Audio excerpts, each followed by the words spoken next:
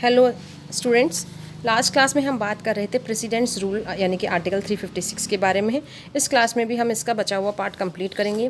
Last class में हमने article 356 और इससे जुड़े हुए जो प्रोविजंस थे, इसके क्लोजेस जो थे, वो हमने काफ़ी सारे जो इंपॉर्टेंट चीज़ें थी काफ़ी सारे हमने कंप्लीट कर ली। 44th कॉन्स्टिट्यूशनल अमेंडमेंट एक्ट 1978 द्वारा जो इम्पॉर्टेंट जो अमेंडमेंट किया गया उसके बारे में भी हमने चर्चा कर ली थी। लास्ट क्लास में SR Bommai versus union of India का वाद मैंने आपको पढ़ाना स्टार्ट किया था, जिसमें कि मैंने आपको बताया था कि उच्चतम न्यायालय ने एसआर बोमई के मामले में जो सुप्रीम कोर्ट की 9 जजेस की कॉन्स्टिट्यूशनल बेंच बैठी, उसने आर्टिकल 356 के अधीन राष्ट्रपति द्वारा राज्यों में राष्ट्रपति शासन लागू करने के लिए की गई जो उद्घोषणा थी उसको न्यायिक पुनर्विलोकन के अधीन कर दिया और राष्ट्रपति के समाधान के लिए युक्तियुक्त कारणों का होना एक कंडीशन लगा दी, एक प्री कंडीशन लगा दी। और क्या कहा कि यहाँ पर जो राष्ट्रपति की जो शक्तियाँ हैं आर्टिकल 356 के अंदर, वो कैसी है, कंडीशनल है, वो एब्सोल्यूट पावर्स नहीं हैं। और एब्सोल्यूट पावर्स क्यों नहीं है? क्योंकि वो पावर्स क्या है, जुडिशियल रिव्यू के अधीन है। समझ में आई बात? तो इस तरीके से ये कहा, साथ ही ये कहा गया सुप्रीम कोर्ट द्वारा कि यदि विधानसभा का भंग किया जाना अवैध पाया जाता है, गलत तरीके से अगर विधानसभा भंग की जाती है किसी राज्य की, तो न्यायालय उसे पुनर्जीवित कर सकता है। ये बात यह बात आप लोगों को मैंने बताई थी लास्ट क्लास में। अब हम लोग उसी बात को आगे बढ़ाते हुए एसआर बोमई के मामले में कुछ सिद्धांत भेद किए थे सुप्रीम कोर्ट ने, उन पर चर्चा करते हैं।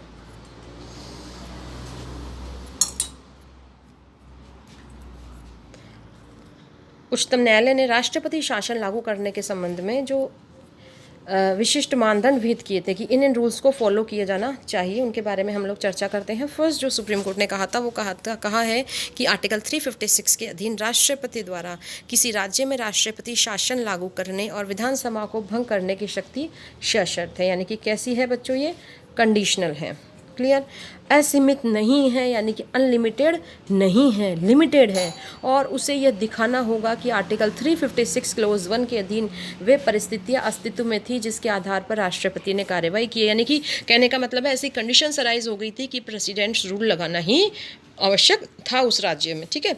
दूसरी बात, राष्ट्रपति शासन राज्यपाल की लिखित रिपोर्ट के बिना लागू नहीं किया जा सकता। यानी कि उस कंसर्न स्टेट का जो गवर्नर है उसकी लिखित रिपोर्ट से ही राष्ट्रपति शासन लागू होगा, अदरवाइज लागू नहीं होगा। इसके बाद जो थर्ड जो डायरेक्शन दिया सुप्रीम कोर्ट ने वो ये था कि पंथ निरपेक्षता भारतीय संविधान का आधारभूत ढांचा है और यदि कोई सरकार उसके आदर्शों के विरुद्ध कार्य करती है तो वहाँ अनुच्छेद 356 का प्रयोग किया जा सकता है। समझ में आई बात? यानी कि सेकुलरिज्म के आधार पर अगर कहीं पर भी कोई विरुद्ध कार्य किया जाता है, क्योंकि सेकुलरिज्म क्या है, बेसिक स्ट्रक्चर का एक पार्ट है, हम पढ़कर आ चुके हैं बेसिक स्ट्रक्चर वाले चैप्टर में। और यदि कोई भी स्टेट गवर्नमेंट इस बेसिक स्ट्रक्चर यानी कि सेकुलरिज्म के अगेंस्ट कोई कार्य कर रही है तो वहाँ पर 356 का यूज़ केंद्र सरकार कर सकती है। समझ में आ गई बात?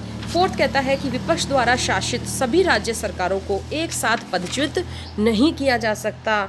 विपक्ष द्वारा शासित सभी जो भी राज्य सरकारें हैं उनको एक साथ हटाया नहीं जा सकता। जैसे आप लोगों ने बुक में देखा भी होगा, जैसे राजस्थान राज्य वर्सेस यूनियन ऑफ इंडिया का मामला था, जहाँ पर लोकसभा के चुनाव में वहाँ पर विशेषकर जो 9 राज्य थे, जैसे वहाँ पर जो राजस्थान राज्य versus state of union of India का जो मामला था 1977 का, जब लोकसभा के चुनाव में जो तत्कालीन सत्तारूढ़ दल था उनकी भारी पराजय हुई थी और जनता दल केंद्र में आया था। ये भी सुना हुआ है आप लोग, और बुक में देखोगे तो आप बुक में भी पर्टिकुलर अच्छे से ये केस लो आपका दे रखा है ना, स्टेट ऑफ राजस्थान वाला। और विशेषकर उत्तर प्रदेश, बिहार, बंगाल, हरियाणा, पंजाब, राजस्थान, एमपी और हिमाचल प्रदेश में उस सरकार का एक भी प्रत्याशी सफल नहीं हुआ था। तो वहाँ लोकसभा में विपक्ष को 2/3 बहुमत मिल गया। गृह मंत्री जो थे, तत्कालीन जो गृह मंत्री थे, उन्होंने इन राज्य के मुख्यमंत्री को एक पत्र लिखा जिसमें उन्होंने अनुरोध किया कि वे अपने राज्यपालों को विधानसभा भंग करने की सलाह दें और राज्यों में चुनाव करवाएं दोबारा। गृह मंत्री का विचार था कि इन राज्यों की सरकारों ने जनता का विश्वास खो दिया है, इसलिए इन्हें इस्तीफा देकर जनता का विश्वास प्राप्त करने के लिए चुनाव कराना चाहिए। गृह मंत्री के सुझाव को इन राज्यों के मंत्रिमंडलों ने अस्वीकार कर दिया और जो कुछ राज्य थे, यानी जैसे 9 राज्यों को पत्र लिखा था, उनमें से लगभग 5-6 जो राज्य थे उन्होंने केंद्र सरकार के विरुद्ध उच्चतम न्यायालय में याचिका दाखिल कर दी और यह तर्क प्रस्तुत किया इन राज्यों ने कि सरकार की विधानसभाओं के भंग करने की धमकी असंवैधानिक है, क्योंकि उन्होंने सरकार क्या आधार बता रही है कि जनता का विश्वास खो दिया। तो इस आधार पर विधानसभाओं के भंग करने का संविधान में तो कोई प्रोविज़न नहीं है। साथ ही उन्होंने कहा कि संविधान के आर्टिकल 356 में इस बात का कोई संकेत नहीं है और न ही इस बारे में राज्यों के राज्यपालों की कोई रिपोर्ट राष्ट्रपति के पास भेजी गई थी जो उनके अनुसार आवश्यक थी। और ये कहा गया कि गृह मंत्री की जो तत्कालीन गृह मंत्री थे उनकी कार्यवाही असद्भावनापूर्ण थी। उच्चतम न्यायालय के 7 न्यायाधीशों की संवैधानिक न्यायपीठ ने सर्वसम्मति से राज्यों की अनुच्छेद 131 के अंतर्गत, जो आर्टिकल 131 हमने पढ़ा भी था ना क्लास में, तो आर्टिकल 131 के अंतर्गत जो फाइल की गई याचिका तथा आदेश जारी करने की प्रार्थना दोनों को अस्वीकार करते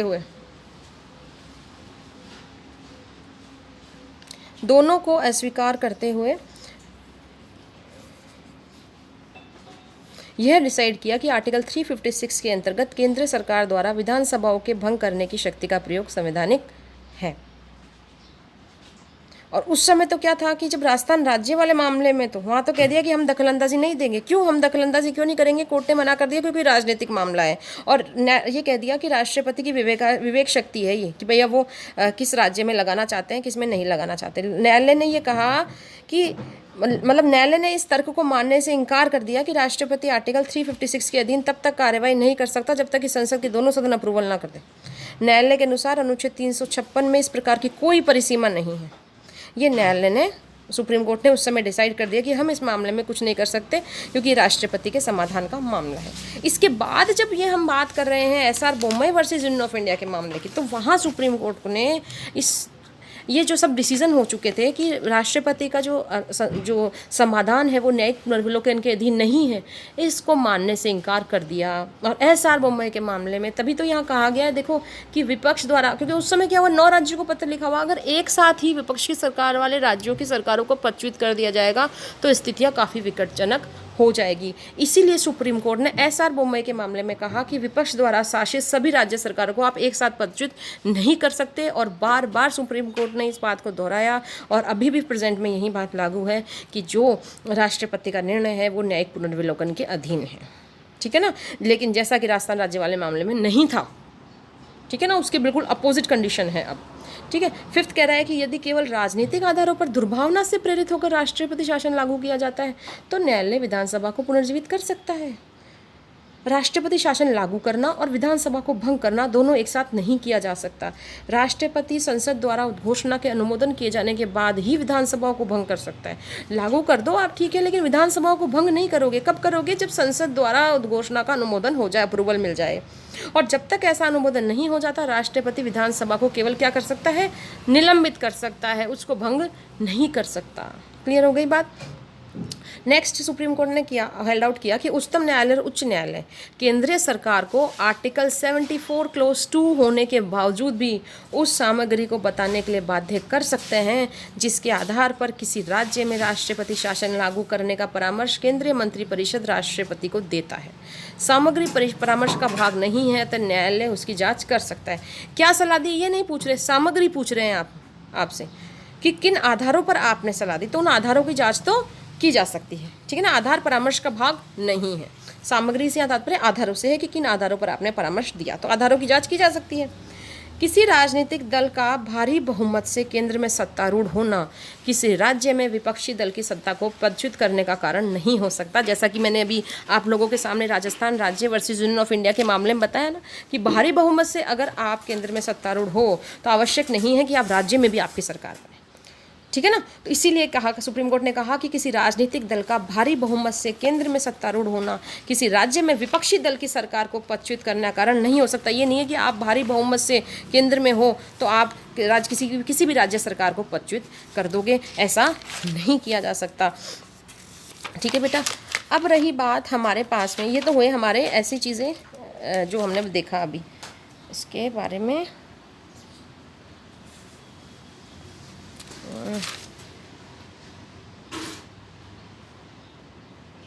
ठीक है। ये तो हमने अभी अपना ये देखा हमने, एक सेकेंड। ये तो हमने देखा कि किस तरह से एसआर बोम्मई के मामले में यहाँ पर जो है कुछ सिद्धांत प्रतिपादित किए और इन सिद्धांतों का पालन किया जाना अति आवश्यक है। तो ये सिद्धांत आपको पढ़ने हैं, ये सब चीज़ें आप लोगों को लर्न करनी है। प्रेजेंट में यही व्यवस्था है। कुल मिला के हमारे सामने जो डिसीज़न है, हमारे सामने जो कंक्लूज़न है, वो कंक्लूज़न हमारे सामने क्या निकला कि राष्ट्रपति जो है वो राष्ट्रपति शासन किसी राज्य में लगा सकता है, लेकिन राष्ट्रपति के समाधान जो है यानी कि राष्ट्रपति की शक्ति है वो कैसी है, कंडीशनल है, एब्सोल्यूट नहीं है। यानी कि इन कारणों का की चेकिंग की जा सकती है, जुडिशियल रिव्यू किया जा सकता है कि किन आधारों पर किसी राज्य में राष्ट्रपति शासन लगाया गया। तो इस तरह से बच्चों हमारा टॉपिक कंप्लीट होता है प्रेसिडेंट्स रूल का। अगली क्लास में हम लोग फाइनेंशियल इमरजेंसी के टॉपिक के साथ मिलते हैं। तब तक thank you all of you, bye bye.